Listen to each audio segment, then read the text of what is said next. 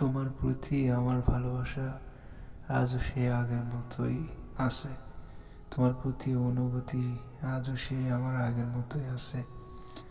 আমি আজও ভাবতে পারি না যে তোমাকে ছাড়া আমাকে থাকতে হবে, এটা আমি আজও ভাবি না। আজও আমি ঘুম আসলে প্রতিটা স্বপ্নে তোমাকে দেখতে পাই। তোমাকে এতটাই ভালোবেসে ফেলেছি যে তোমাকে ছাড়া থাকতে হবে এটা আমি কখনো ভাবি না। প্রতিটা রাতেই তোমাকে স্বপ্নে দেখি আমি। দেখার পরে হঠাৎ ঘুম সাথে সাথে ভেঙে যাওয়ার পরে মেসেঞ্জার চেক করি, কিন্তু তোমার দেখা পাই না। কি আদর না, আজও আমি চেঞ্জ হতে পারিনি। তোমাকে যখন ঘুমের ভেতরে স্বপ্নে দেখি, দেন আমি ফোনটা হাতে নিই, সাথে সাথে ঘুম থেকে উঠি। তারপরে মেসেঞ্জার চেক করে দেখি যে তুমি নেই। খুব কষ্টে আছি রে, প্লিজ আমাকে বোঝার চেষ্টা করো আর আমাকে খুলে দিও। ব্যাক আইডি থেকে মেসেজ দিও, সমস্যা নেই। তোমাকে নিয়ে প্রতিনিয়ত প্রতিদিন অনেক কথাই নতুন করে সৃষ্টি হয় মন থেকে, কিন্তু বলতে পারি না, বুঝছো?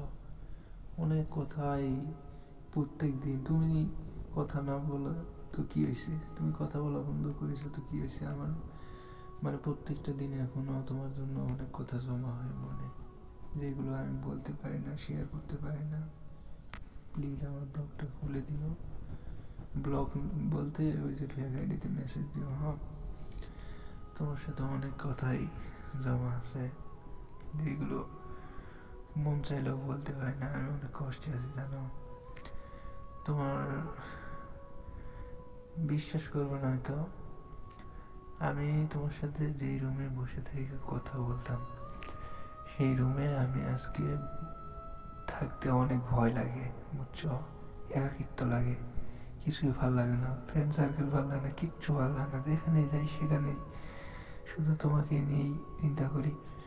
এটা তো আমার এখন তোমাকে নিয়ে এতটা চিন্তা সেটা না, আগে থেকেই তোমাকে নিয়ে প্রত্যেকটা দিন চিন্তা করতাম।